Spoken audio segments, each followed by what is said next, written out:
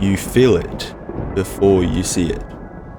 The thunder overhead and light shaking warns you of something coming. You peek your head out of the mouldy and soggy passages that you've been exploring up until this point just to grab some fresh air. Here it comes, almost at once. It swiftly picks up its pace. The drips turn into mist, then a shower, and then into a downpour. The water splashes around you. The rainfall beats down on you, and what once was a slight burst of precipitation now forms a barrage of waves that throw you around. You attempt to run from it, but you're too late. The storm has come, and there is no hiding from it. Your screen shakes relentlessly as you're swallowed up in this tsunami of water. This is the rain in Rainworld. This game is as close to perfection as you can get to showing the destruction that rain can have.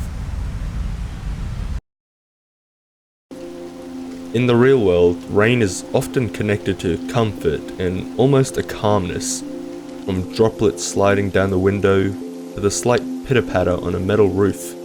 But oftentimes, this is not what rain is. Rainworld does well to contrast these two extremes and connect them within the game's self-contained ecosystem. Everywhere you go, it is always wet. The mouldy passages and aging rooms always hide danger behind their twists and turns. But in the small spots where you find yourself a chance to rest, there is a sense of calmness in the air. A tough game like Rainworld that does nothing but try to beat you down and stop you in your tracks everywhere you attempt to progress is also one of the most comforting experiences I have ever felt. As though a reward for your hard work, Rainworld ensures you get a chance to catch your breath and admire the environment around you. But as always, this is just the calm before the storm, and right on cue, the droplets start falling again, signifying yet another cycle. Rain in video games is interesting. In most titles, it's included simply for looks, to complement their already stunning graphics, or just to add an atmosphere that can't be replicated. For others, rain is a specific mechanic that the game tends to focus on, and the rain in Red Dead Redemption 2 is the former. Although the rain in RDR2 is not particularly special, the reason I want to hone in on it is simply because of how stunning it is. It's no surprise why this game is held to such a high regard in terms of its graphical fidelity, realistic mechanics, and coincidentally, its weather systems. Riding around with your horse while water splashes around its hooves and trailing behind you as you move is simply breathtaking. And while a lot of the mountain views of this game and all of its other beautiful landscapes are just gorgeous, when it started raining is really the moments on which I took a look around and really understood my surroundings. The distant fog obscuring my view, streams running through the mud, and grey clouds blocking any sunlight that might have been visible before. I'm the type of person who loves the rainy days where you can sit inside all day and watch a movie, looking out of the window every once in a while just to see how much the runways by the road has grown since last time you checked. And Red Dead Redemption 2 gives me that exact feeling. And I love that. In all media forms, rain comes in many different shapes and sizes, especially video games. From the smooth, almost hypnotizing rain in Minecraft, to the dark and depressing in Skyrim. From the soft to the extreme, gameplay to aesthetic, there are many ways in which video games can and do implement rain. And while we've already touched on the desperate and severe sides of rainfall, going through all the examples of rain that are harmless and just provides atmospheric and cosmetic differences is, well, underwhelming to say the least. So let's continue that with everybody's favorite mailman simulator, Death Stranding. Rain in this game is very unique. While traversing and making deliveries, it will oftentimes start raining. But what makes this so interesting, however, is when the clouds are filled with chiralium. The precipitation from these certain weather events rapidly accelerate the passage of time for any organisms and objects it comes into contact with, or in simple terms, makes them age faster. This in the game is referred to as timefall. Thankfully there are no survival mechanics and your character doesn't really need to confront this during gameplay as the game handles that for you. What it does do though is damage whatever cargo you were carrying on your person, which then you need to repair them as to not mess up your deliveries and get a bad review. But this is not the worst of your worries. These are beached things, or more commonly known as BTs. These are what you really need to be looking out for. These come around whenever a timefall is present and it just sticks a wrench right in the middle of your deliveries and forces you to actually play the game. You yourself cannot see them at all, but your BB thankfully can and allows you the ability to sense and detect BTs. BBs, or bridge babies, are essentially unborn fetuses that are taken from a still mother that yada yada, thank you Kojima. You can easily avoid the BTs by staying silent and sneaking around them, but if you do get caught, it's a hassle to say the least. If a BT consumes a living being, this happens. Yeah, it's probably best to avoid them completely.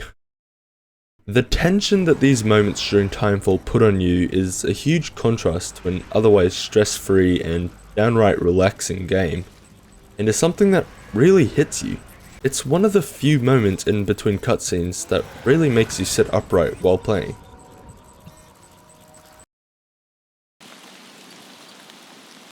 So far, all of the titles that I've talked about have been single player experiences. But when a mechanic like rain is introduced into multiplayer, developers usually make sure it doesn't affect gameplay a lot out of respect to balancing, but survival games take a different turn. DayZ has been one of my favourite multiplayer games in recent times, and all of this is due to its realistic approach to survival and just its world in general. How you approach any situation, whether it be meeting a new survivor, moving into a new area, or just looting, you always need to choose your next moves both cautiously and consciously. And when it starts raining, this is no different. You see, moving through rain in DayZ actively disadvantages you as a player. Your clothes get wet, which makes you cold and gives you a higher chance to develop a sickness, which in the most recent patch makes death almost a given if left untreated. You can barely hear or see anything, and so you can be none the wiser to whether or not another survivor is creeping through the puddles behind you. But although you may see this and go, well, what's the point in going out in the rain? Why not just stay inside a building and wait it out?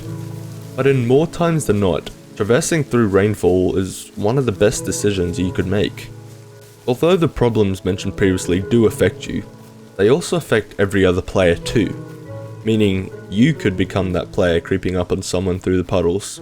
And if you're efficient at staying hidden through the forest and tree lines, rain is just another stealth tool at your disposal.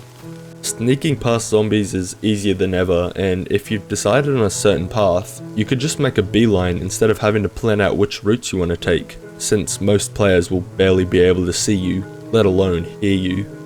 Yet although in DayZ rain can be a huge help, for Escape from Tarkov, rain is day and night in terms of gameplay. Escape from Tarkov, as I'm sure you know, is a loot-based extraction shooter. You go in, search around, and leave. That's the game. Usually, especially if you are completing a task, you try to avoid gunfights unless necessary. And with all visibility and sound being a huge foundation of the game, rain changes us up a little. It's a little controversial in the community that the rain's a little loud. Too loud. Yet, for a player like me who tends to lurk in the shadows more and would like to avoid gunfights wherever possible, entering raids when it's raining has been my favourite way of playing the game. Unlike DayZ, you don't have the temperature and illness effects that you need to worry about, only the visual and audible disadvantages. Footsteps is one of the easiest ways to know a player is nearby. You hear them from 50 meters away, through walls and through the floors of a building. The sound your player makes is always going to alert another player to your position before anything else. But rain softens all of this. Sure, this may not help you while you're searching inside of a building, but if you're sprinting through woods in the middle of the thunderstorm, no player's going to hear you. But if you're seen, well, of course you're screwed. Like DayZ, rain is just another tool in your arsenal, but in many cases it could be the difference between life and death. And the low chance that it's actually going to be raining in one of your raids makes it almost a luxury. And as such, at least for me, it's always a sight for sore eyes. Rain in media comes in many different shapes and sizes, and these have been some of my favorite examples in the medium. From extreme to the calm, I suppose we can always expect just a little risk of rain. See what I did there? Hold on, just a couple words. We now have YouTube members. If you want to support me and my work, and also get a bunch of cool perks like these lovely people here, feel free. Also, Discord server in description. Kind of dead right now, but hoping we can build a little community. That's about it, I guess. Let's do this.